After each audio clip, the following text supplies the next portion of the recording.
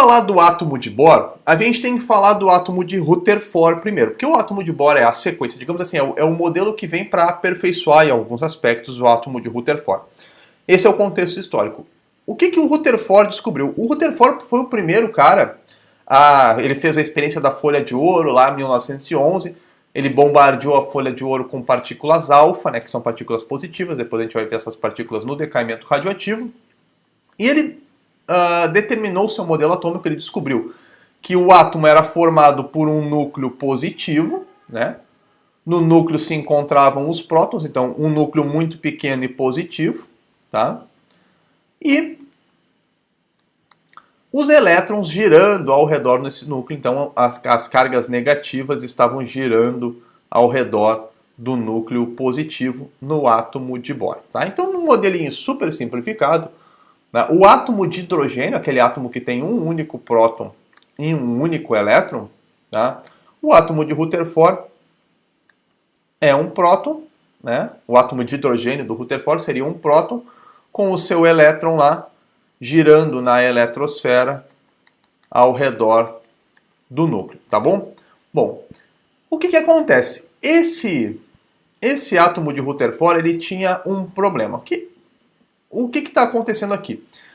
Já se sabia na época, a física clássica previa, tá, que cargas elétricas, quando estão aceleradas, elas emitem energia. Então, esse elétron aqui deveria estar emitindo energia porque ele está acelerado. Tá? Como assim ele está acelerado? Ele anda com velocidade constante, mas esse elétron ele anda em MCU. E se ele anda em MCU é porque ele tem uma força centrípeta lá, né? E tem, portanto, uma aceleração centrípeta. Esse é um movimento acelerado. Tá? Aí o que acontece?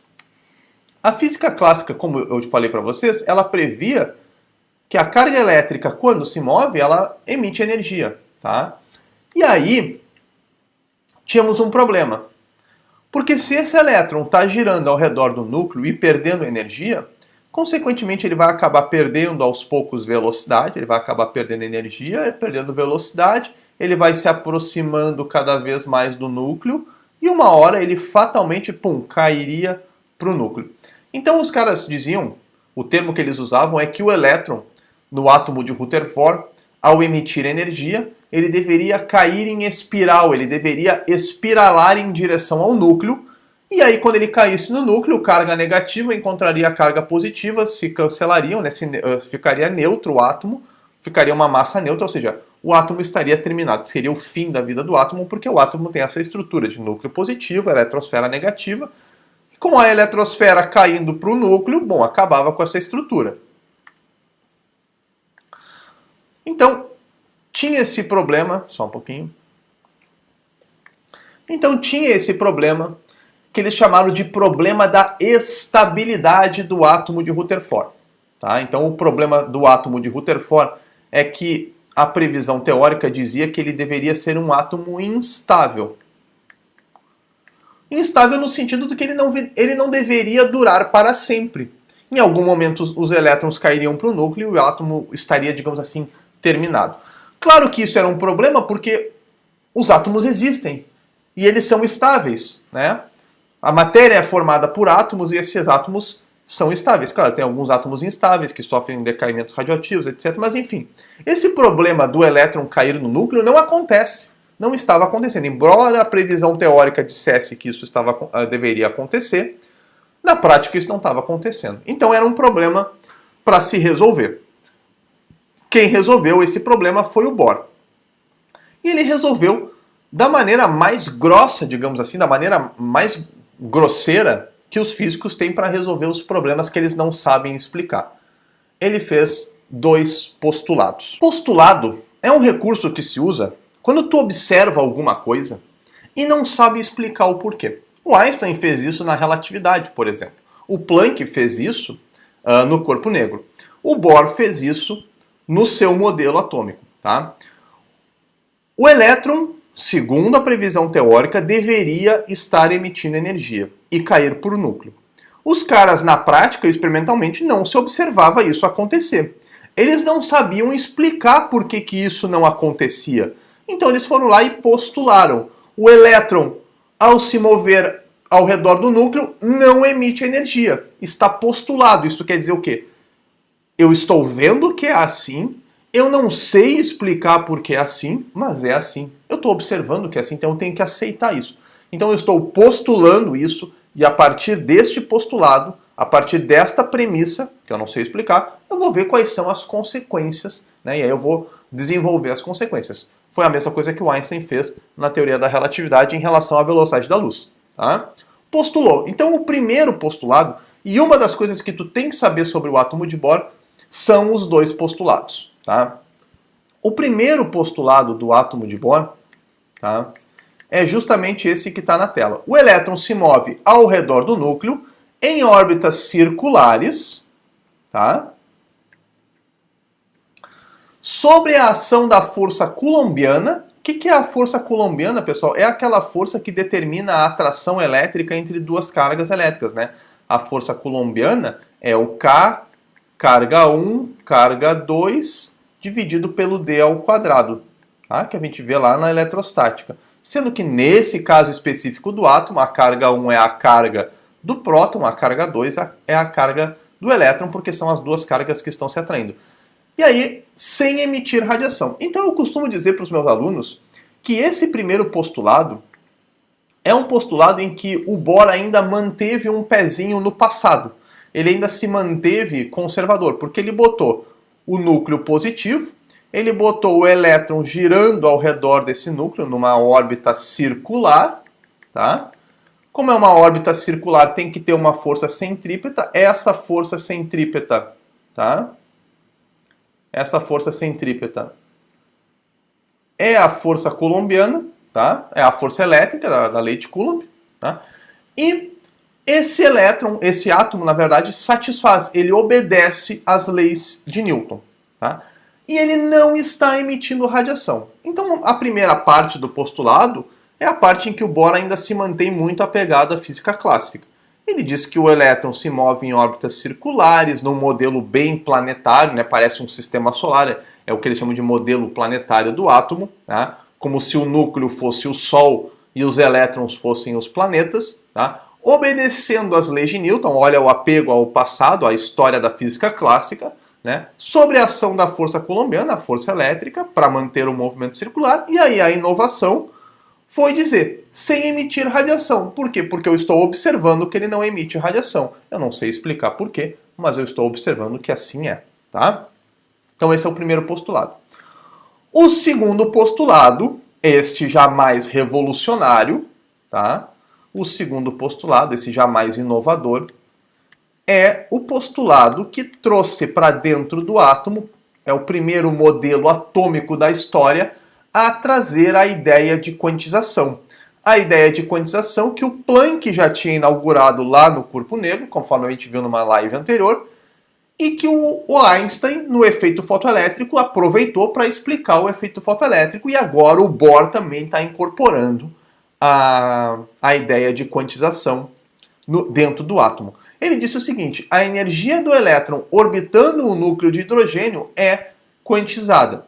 O que significa ser quantizado, pessoal? Significa que não pode assumir qualquer valor, tá? Uma grandeza que é quantizada é uma grandeza que só pode assumir certos valores. Então, o elétron, quando orbita o núcleo de hidrogênio, ele só pode estar em alguns níveis que têm energias permitidas. Ele quantizou a energia. Ele está dizendo assim, ó, quando o elétron está ao redor do núcleo, ele só pode ocupar níveis de energia que correspondem a uma certa energia específica. A gente já vai ver como é que calcula essa energia. Então não são todos os níveis de energia que são permitidos, ou seja, são só alguns níveis de energia, são só algumas camadas. Lá na química eles chamam de camada eletrônica, né? São só algumas camadas, alguns níveis de energia que são permitidos. E aí a gente vai falar agora desses níveis, tá? A gente vai falar, vamos ver como é que calcula os níveis. A gente vai ver o diagrama de níveis de energia do átomo de hidrogênio e a gente vai falar da transição de nível, que é o que provavelmente vai ser cobrado numa questão, se cair uma questão de átomo de Bohr, que é os cálculos envolvidos nas transições de nível, tá? Então, vamos lá. Primeiro vamos falar da quantização da energia. Olha só, o Bohr estabeleceu essa equação aqui, ó. A energia do nível, então o N é o nível, esse N pode ser N igual a 1, 2, 3, 4, 5, enfim, que está se referindo ao nível 1, ao nível 2, ao nível 3, tá? Essa equação é 2,18 vezes 10 na menos 18 joules dividido por N ao quadrado, o número do nível elevado ao quadrado. Esse 2,18, pessoal, vezes 10 na menos 18, tá? Esse número aqui é, na verdade, a energia do nível fundamental. Essa energia aqui é a energia do nível 1, tá? Se eu botar 1 aqui, ó, na equação, se eu botar 1 no N, vocês vão ver que é o valor da energia do nível 1. Não estranhe, não, aliás, a essa altura do campeonato da física moderna, você já tem que estar bem acostumados com trabalhar com essa unidade de energia que é o elétron-volt, tá? A equação é a mesma, tá? Parece que são duas, mas é a mesma equação, só que uma está calculando os níveis de energia em joules, a outra está calculando os níveis de energia em elétron-volt. Lembrando que elétron-volt é uma unidade de energia bastante comum na física moderna, tá? De se utilizar. Então não estranhe, até porque é mais comum a gente usar elétron-volt do que usar joule. Então em elétrons-volts, pessoal, cada nível de energia tem é dado, o valor da sua energia de cada nível é dado por essa equação. Está quantizando. Por que está quantizando? Porque o N não pode assumir qualquer valor. Como eu falei, o N só pode ser igual a 1, só pode ser igual a 2, 3, 4, então os valores são limitados. Tá? Está quantizado. Se eu pegar N igual a 1 e colocar aqui, como eu falei, eu calculo o nível de energia, a energia do nível 1. Se eu colocar N igual a 2, eu calculo a energia do nível 2, etc. Tá? E aí eu chego no diagrama de níveis do átomo de hidrogênio, que está muito grande aqui, vou ter que tirar o zoom. Olha só, pessoal, essa tabela aqui, tá? Esse diagrama, na verdade, ele é o diagrama de níveis do átomo de hidrogênio. Só deixa eu ver se eu não estou na frente. Não, não estou. Estou bem bonito aqui do lado. Tá? Essa tabela é o diagrama dos níveis. Tá? Olha só, se eu pegar, como eu falei, se eu pegar N igual a 1 e jogar na equação, estou usando a equação em elétrons-volts. Tá? Essa equação em elétrons-volts foi que eu usei para construir o diagrama. Se eu jogar N igual a 1, ó, eu acho aqui ó, na resposta menos 13,6. Se eu achar N igual a... Se eu botar N igual a 2, o segundo nível, menos 3,39. Aproximadamente 3,4, né? Menos 1,5 para o N igual a 3. O N igual a 4 vai resultar em 0,85, 0,54. E, finalmente, quando a energia for zero, é porque o elétron está infinitamente longe do núcleo. Ou seja, ele está livre, ele está... o núcleo foi ionizado. O núcleo não, perdão. O átomo foi ionizado, ou seja, o elétron foi arrancado do núcleo quando a energia dele é zero. Ele está infinitamente longe do núcleo, ele não está mais preso, ele não está em mais nenhum nível. Tá? Por que tem esse sinal negativo, pessoal? Porque tu pode pensar, do ponto de vista, se essa é a primeira camada, tu pode imaginar que o núcleo está aqui assim, ó. O núcleo positivo está aqui, e quanto maior é o nível de energia, né, o elétron aqui no primeiro nível, o elétron no segundo nível, o elétron no terceiro nível, e assim por diante, quanto maior é o nível de energia, mais longe ele está do núcleo. O número negativo está ali porque ele representa a energia que falta para o elétron ser livre. Então é menos 13,6 elétrons-volts. Quando o elétron está no primeiro nível de energia, ou seja, no nível mais próximo do núcleo, é porque está faltando para ele 13,6 elétrons-volts para ele ser livre. Quando ele está no nível 2, é porque está faltando 3,39 elétrons-volts para ele ser livre, 1,5 no nível 3. Então por isso o sinal negativo. Digamos assim, é o déficit de energia que o elétron tem para a liberdade. Tá? É a fiança que ele teria que pagar para ser livre do núcleo. Tranquilo? Muito bem.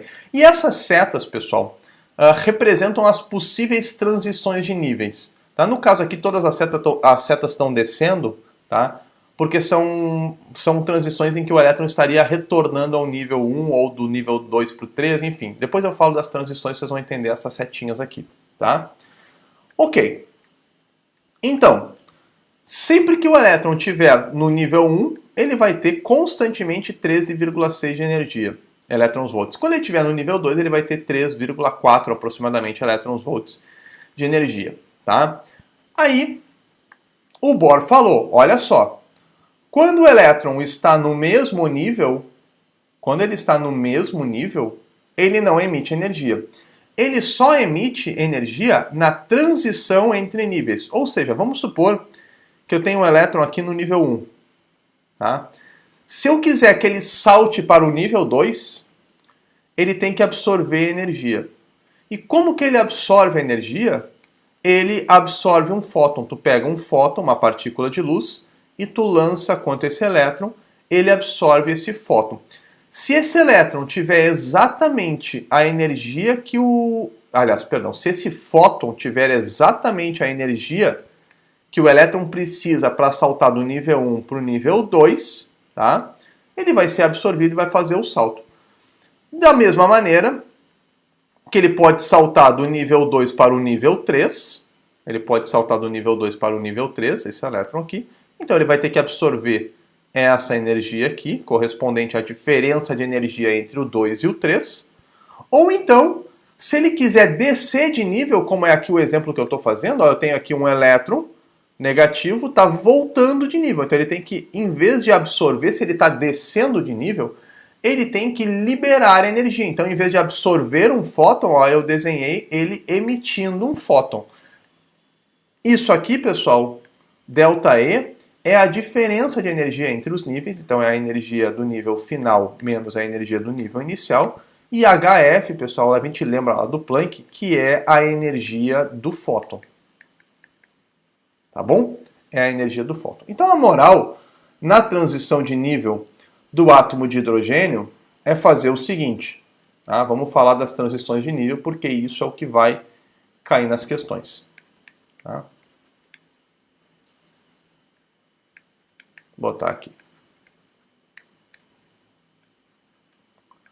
Cálculo da transição de nível. Como é que a gente faz essa brincadeira? Tá? O elétron vai fazer uma transição de nível, que eu vou chamar aqui uma variação de energia. Se ele vai transitar de nível, ele vai trocar de nível, ele vai precisar trocar energia. Enquanto ele está no mesmo nível, a energia dele é constante. Mas se ele troca de nível, ele tem que variar a sua energia. Ele vai variar a sua energia através de uma troca de fóton. Tá? Se ele sobe de nível, ele absorve a energia do fóton. Se ele desce de nível, tá, ele volta para mais perto do núcleo, ele libera a energia do fóton, ele emite um fóton. Tá? Bom, então é o seguinte. A energia do fóton tem que ser exatamente igual, isso aqui está me dizendo, é que a energia do fóton tem que ser exatamente igual à diferença de energia entre os níveis. Então, por exemplo, a transição, vamos pegar um exemplo, vamos fazer uma transição de nível do nível 1, do n igual a 1, para o nível 3, n igual a 3. Tá? O elétron está subindo do nível 1 para o nível 3. Então, eu vou ter uma variação de energia do 1 para o 3. Tem que ser igual à energia do fóton. Tá? Vou botar só a energia do fóton aqui. Pessoal, variação de energia é energia final menos energia inicial igual à energia do fóton. Tá?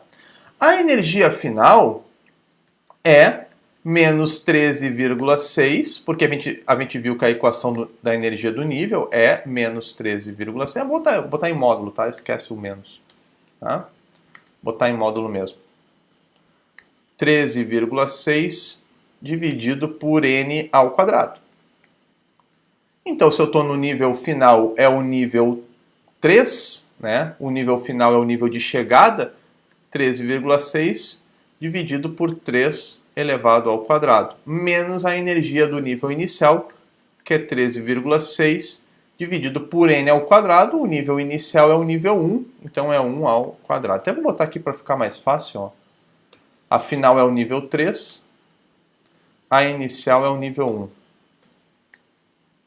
1. Igual à energia do fóton, que a gente sabe, o Planck nos contou, que a energia do fóton é HF. Tá bom? E com isso, eu sei a constante de Planck, eu consigo calcular a frequência que o fóton precisa ter. Tá? Eu consigo calcular a frequência que o fóton precisa ter para conseguir fazer essa transição de nível. Tranquilo? E aí, pessoal, sem nenhum mistério, vamos botar um resumex aí total na tela. Olha, ó. É isso o conteúdo de átomo de Bohr. Tá? Saber os postulados, saber que a energia é quantizada e saber calcular os níveis de energia e saber fazer o cálculo da transição de nível. Átomo de Bohr era isso. Ó, assinala a alternativa que preenche as lacunas. De acordo com a física quântica, a energia interna de um átomo está quantizada em níveis discretos. Pelo modelo atômico de Bohr, os valores de energia dos níveis discretos do átomo de hidrogênio livre são dados pelo... Ele está dando a equação ali, né? Ele está dando em joules, inclusive.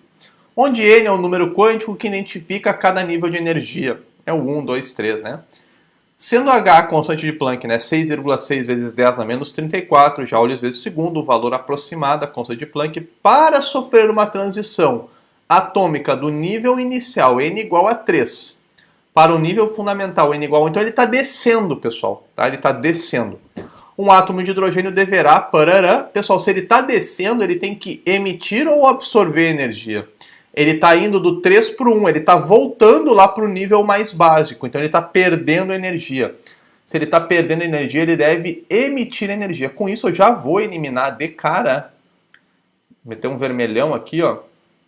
Eu já vou eliminar de cara a letra A, porque está dizendo que ele vai absorver, a letra C, que está dizendo que ele vai absorver, e a letra E está dizendo que ele vai absorver. Ele absorveria se fosse do 1 para o 3, aí sim seria absorção. Como é do 3 para o 1, ele está liberando essa energia.